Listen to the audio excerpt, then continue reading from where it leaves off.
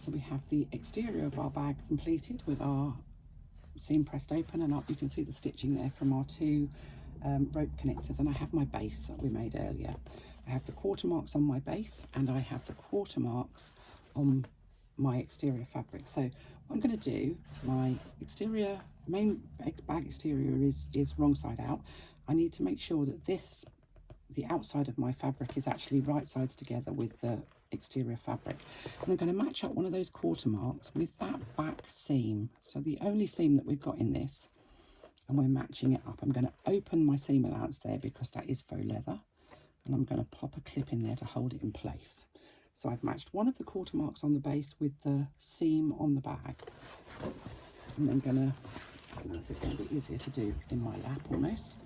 Take the opposite mark on the base and match it with the opposite mark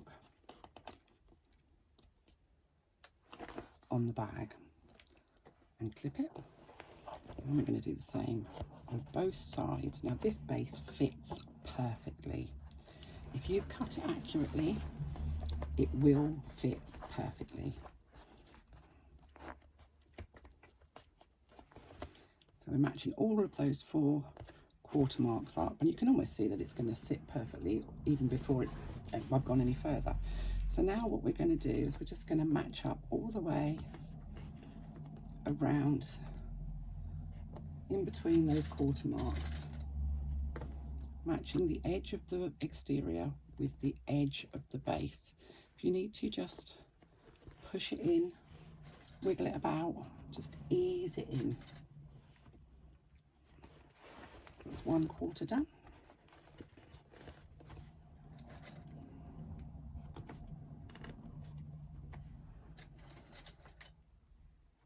Oh, it's really warm here today.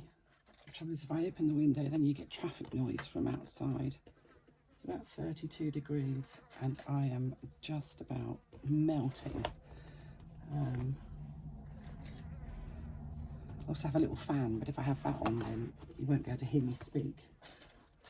So you'll forgive me if I look a little dishevelled here. It's just really warm. Not complaining. I'm just making an observation.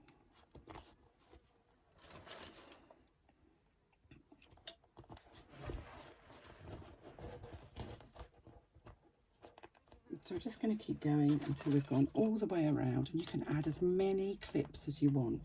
Some people like to staple. I personally don't like stapling. I find it irritating enough having to remove basting stitches. So having to remove staples as well, just no thank you. Just not me. Now, I think you can see that that actually is sitting in there. I hope it hasn't gone out of focus. Absolutely beautifully. And what I'm going to do now is I am going to stitch around this base using a 3/8 of an inch seam allowance. Again, it's really important that you stick to the seam allowance. So reducing my stitch length down to my construction length. And it's quite difficult for you to see because the bag is kind of in the way. A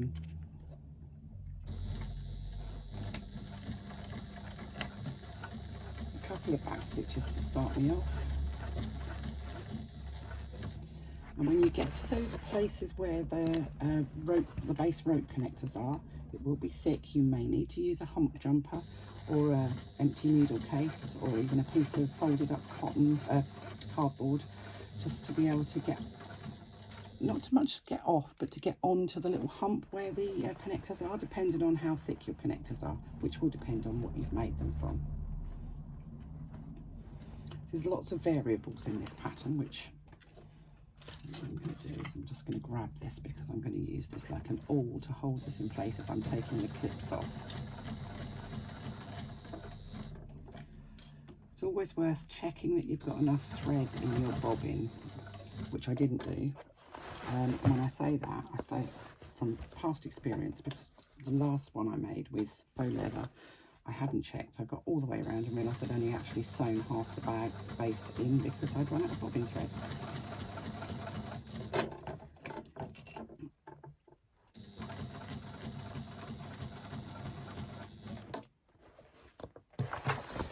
just manipulate your bag as you go round. And try and stick very carefully to that 3/8 of an inch seam allowance.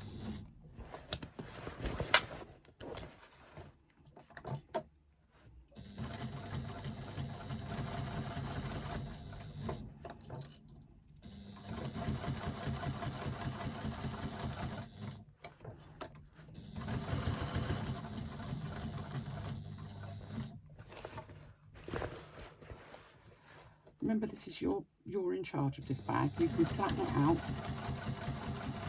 to make it do what you want it to do so that you can sew it. You don't have to allow the bag to kind of control you. Manipulate it.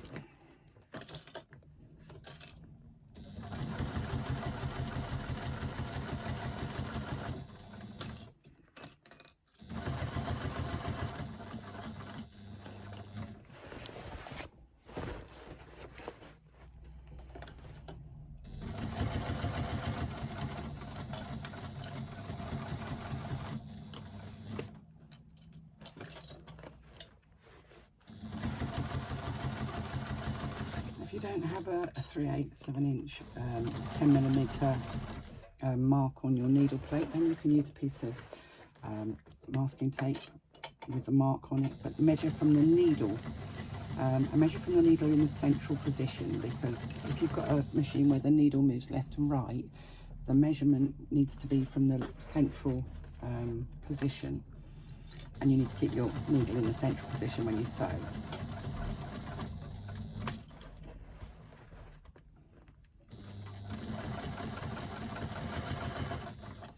If you have got a 3/8 of an inch mark on your needle plate, again, your needle, that's a 3/8 of an inch seam allowance, but only if your needle is in the central position. My machine doesn't have the ability to move the needle, it just stays in the centre, so that's not something I have to contend with. But it is a facility I quite like, it has to be said. So there we go. I have now stitched all the way around the outside. It's looking a bit battered, and so would you if you'd been crushed underneath my needle. So I'm just going to go in, and we're going to take that basting stitch out again on both the exterior. I've made a pig's ear of that.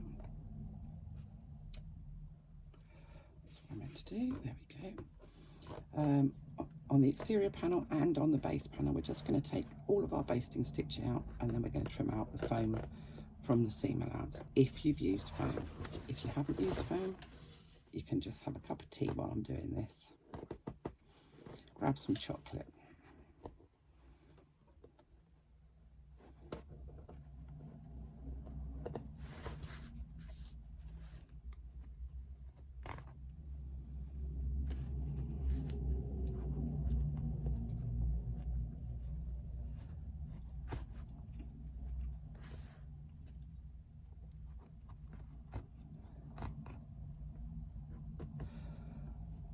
You'll see now, those of you that have been with me before and watched my videos before know that I don't very often use a seam ripper. Not because I don't make mistakes, but because I generally use a craft knife. I've been told off a couple of times by ladies who are very experienced sewers and told that I must use the appropriate implement for doing such things, because otherwise I'm encouraging bad habits. So you can see I am using a seam ripper badly, because I much prefer to use a craft knife to cut out my basting stitches. But you know, I would hate to teach anybody bad habits, she says.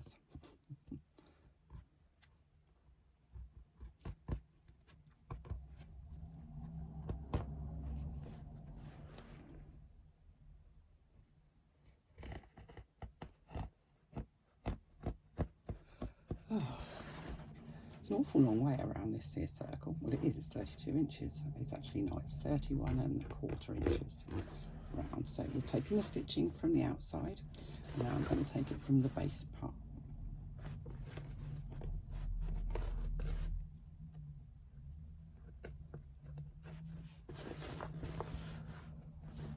I'm only taking the basting stitches out. Be careful you don't cut through your construction stitches.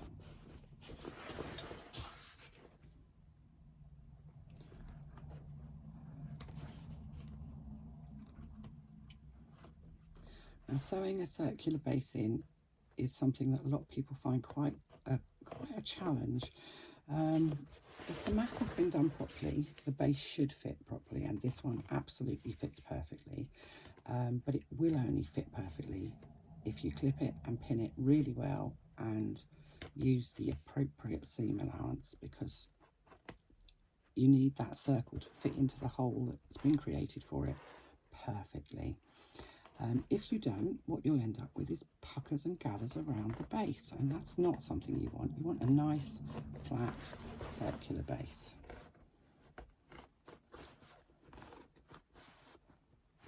A couple of people have asked me about whether they could put bag feet onto here. You could do. This really isn't a style of bag that bag feet would have traditionally been used on, but if you wanted to, it's your bag, add some bag feet.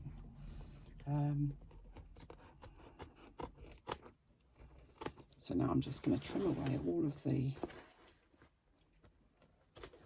foam from the seam allowance. I appear to have some stitches that I still haven't removed. I obviously got carried away, thought I'd finished. And then once I've done that, I'm going to turn it in, the whole thing in the right way, turn it out the right way, because I just want to check that the bottom is sitting nicely. If it's not, I can go back in and sort it out. I don't want to go trimming off my seam allowance until I know my base is where I want it to be. It's really easy to get carried away. This is actually a very quick bag to sew, and it's really easy to just kind of carry on. Actually, because it is such a simple bag, if you don't get it right, it kind of looks a bit, well, it will look like you've rushed. So you want the base to sit perfectly, and you want it to be perfectly a perfect circle, and you don't want any gathers or puckers or gathers is what I'm trying to say, around the bottom. So that's the base foam removed. So if you didn't use foam, obviously you didn't need to do this. I can imagine some of you are thinking, there's a lot of removing, I don't think I'll bother with the foam. It depends what you want it to look like. I like a structured bag, and I like foam. This isn't, the only thing I would say is that using the thicker sort of Vilene or Styleville or Biannies or what have you seems a bit overkill for this bag. It's too much, I think. So if you're going to use foam, a headliner, something with a bit less oomph is probably sufficient. Your call though.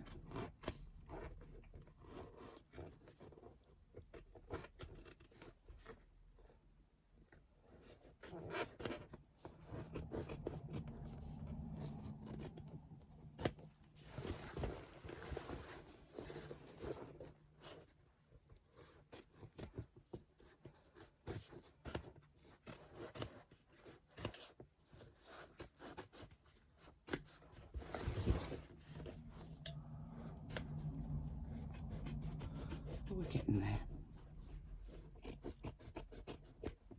Ooh, there we go. Right.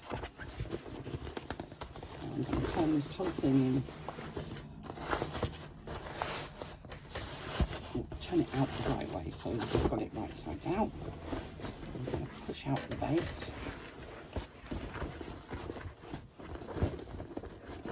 I'll just use my fingers to make sure that that base is all pushed into a nice circle. It does take a bit of doing, especially if you've used faux leather.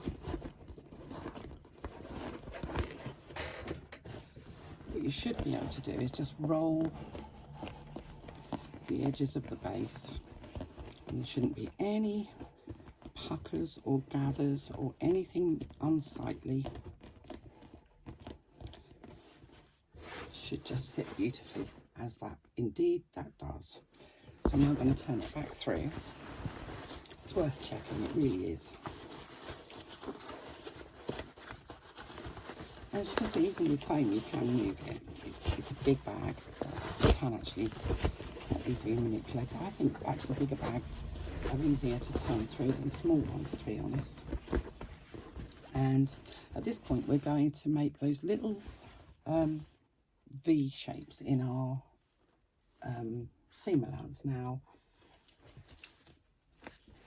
I gave myself a present and I bought myself some new Kai pinking shears. So I'm actually going to do mine with the pinking shears.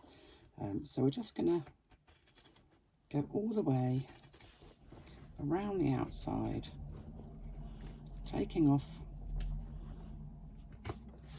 I'm just taking off a little bit off the seam allowance and using my pinking shears to cut in to make those little triangle notches, which will allow that fabric to ease around that curve even nicer than it did just now.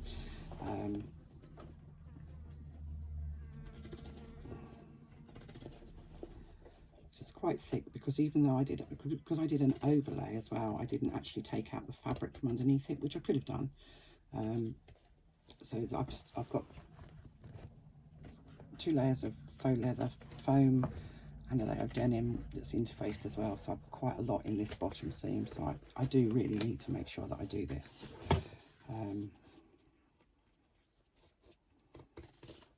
The only place that's quite difficult to do is where those connectors are joined into the bottom and I'm covered in it. You can turn it through again.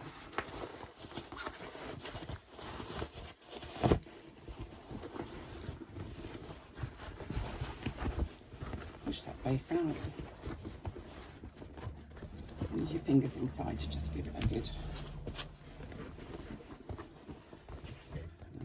Just roll that bottom seam between your fingers, just so that it just makes the base sit on the bottom.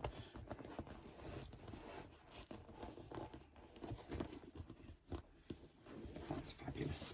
Now the only other thing I'm going to do is I'm going to just press that side seam. We pressed on the inside, but I'm just going to press it on the outside because we didn't do that. And I'm not using a tailor's hand. I've got my hand inside, but I do have foam in there, so it's not gonna do anything. Obviously, don't press it if you're using faux leather or something that doesn't easily press.